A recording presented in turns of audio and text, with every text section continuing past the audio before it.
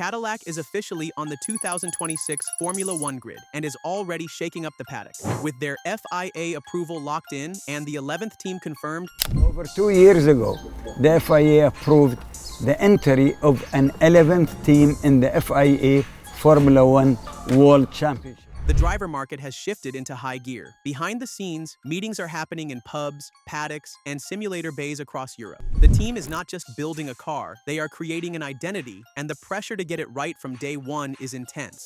But why is Cadillac being aggressive in its recruitment strategy? And how are they going to adjust to the new Formula One regulations? Stick around, hit the like and subscribe button for updates, and let's get into it. Cadillac is officially on the 2026 Formula One grid, and they are not here to play it safe. Backed by General Motors and teaming up with TWG Motorsports, they have been granted full FIA approval to become the sport's 11th team, just in time for the massive 2026 rules reset. That timing? Perfect. With new engine and aero regulations set to level the field, Cadillac has a golden window to punch above its weight right out of the gate. Team principal Graham Loudon, formerly of Manor Marussia, is steering the ship. And he's not treating this as a passion project.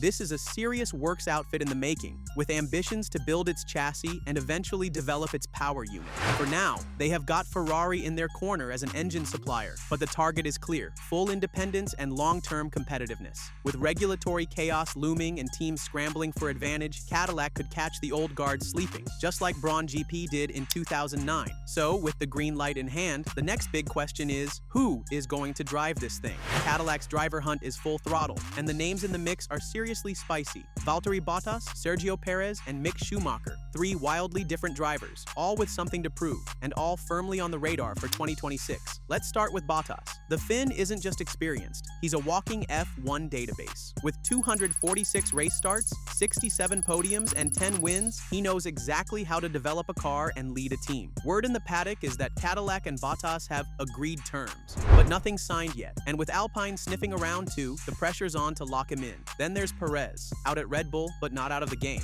Max Verstappen publicly backed him as a perfect choice for a new team, and that speaks volumes. Perez has delivered under pressure in midfield cars before. Cadillac needs racecraft and consistency, and Checo has both. Mick Schumacher? He's the wild card. Strong in WEC, hungry for an F1 return, and carrying that legendary surname. Cadillac's interested, confirmed by Loudon himself.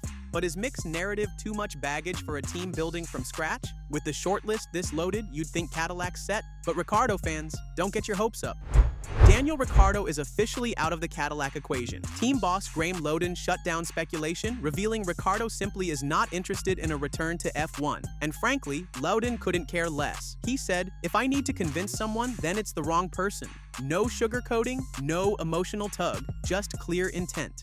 That mindset underscores Cadillac's recruitment strategy. No sentimental picks, no marketing gimmicks. They're targeting drivers who are already hungry, not those who need to rediscover their fire. This also puts added focus on Bottas and Perez. Both are free agents with blistering F1 careers. Bottas is eager to jump into simulator work to help Cadillac build its 2026 Challenger, a crucial edge, especially since the 2026 car must comply with a new power unit and aerodynamic formula. Meanwhile, Perez remains Cadillac's fan favorite and could still slot in as the second driver if Bottas signs first. With Ricciardo ruled out, Cadillac's laser focus is on drivers who can bring feedback, not flash. The short list is shrinking fast, but there is one twist: a looming Alpine threat. Just when Cadillac looked close to landing Bottas, Alpine entered the frame. The French outfit needs to replace struggling rookie Franco Colapinto, and Bottas, a known quantity with 1,797 career points, fits the bill. That's bad news for Cadillac, which could lose its top candidate to a team with Mercedes backing in 2026. But here's Cadillac's leverage. They're offering Bottas a clean slate, a chance to be the face of a new team, not just a placeholder. The Finn could shape everything, from the car's feedback loop to the garage culture. That kind of influence is rare in modern F1.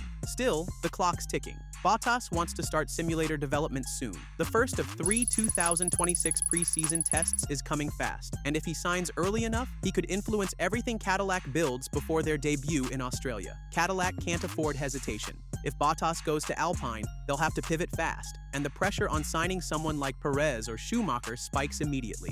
Next up, let's break down the Perez factor and why Verstappen's backing might matter more than you think. When Max Verstappen speaks, people listen, especially when it comes to his former teammates. And when he says Sergio Perez is a very good choice, especially for a new team, Cadillac is surely listening too. Perez has been largely silent since his Red Bull exit, but behind the scenes, he's still very much in play. His ability to deliver consistent points for midfield teams like Force India and Racing Point has earned him a reputation as a reliable team builder. And with Cadillac aiming to finish races, not just start them, that experience is gold. Former Red Bull sporting director Jonathan Wheatley echoed the sentiment, praising Perez's pace and work ethic. He made me question whether I was putting every bit of effort in. That attitude fits Cadillac's no-nonsense blueprint perfectly.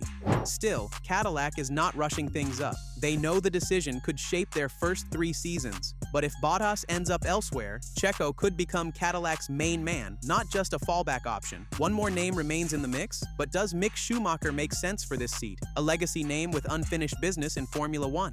While he's been making podiums in WEC this year, his goal is clear: get back to F1. Cadillac might be the door. Team principal Graham Loudon has confirmed talks with Mick and recognizes his raw ability. But there's caution too. Loudon emphasized he doesn't want a driver looking to make a personal statement. That's a subtle hint at the pressure Mick carries with his famous surname. Still, Schumacher could offer Cadillac a unique blend of youth, technical maturity, and recent racing sharpness. He's tested modern F1 machinery and knows how to communicate with engineers, crucial for a team starting from scratch. He also brings marketability, especially in Europe and Germany, which Cadillac might quietly value as it grows its fan base. If Bottas and Perez take other seats, Mick might move from backup to Plan A. It all hinges on timing and negotiations.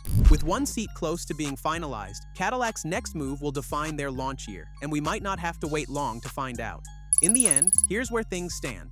Cadillac has the entry, the resources, and a short list full of experience and ambition. But the time to pick the right driver is short. With rivals circling the same targets and the 2026 regulation reset on the horizon, one bold signing or one missed opportunity could define their debut season. All eyes now turn to the next moves. Will they lock in a veteran leader, take a chance on youth, or surprise the grid with something unexpected? What's your take on Cadillac's F1 strategy? Drop your thoughts in the comments, hit like, and subscribe for more, and we'll catch you in the next video.